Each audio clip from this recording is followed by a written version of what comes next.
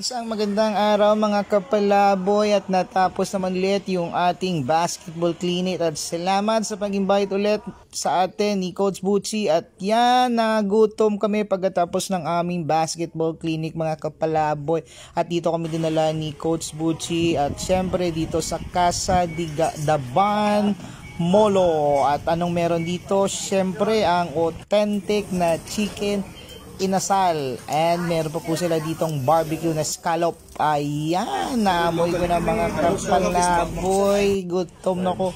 At ayan mga kapalaboy, ito yung suka nila sa Casa di Daban at syempre hindi mawawala yung chicken oil at yung toyo at syempre excited na talaga kami kumain at ito yung menu book nila at napakamura at masarap talaga at I guarantee you na I suggest to visit this place sa Casa di Daban Molo at ito na order namin is scallop kagang authentic na chicken inasal at syempre hindi mawawala yung rice mga kapalaboy.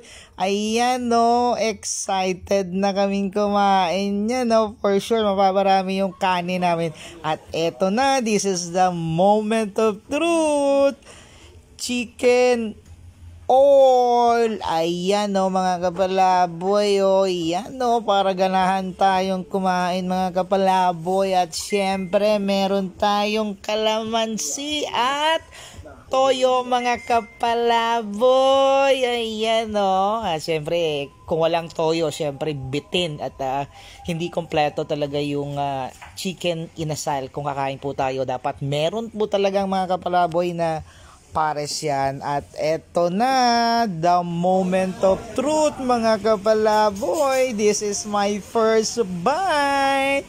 Ayan mga kapalaboy o, yan muna o, dudurog-durugin ko yung kanin para ma-mix yung chicken oil natin at para malasahan talaga natin yung sarap.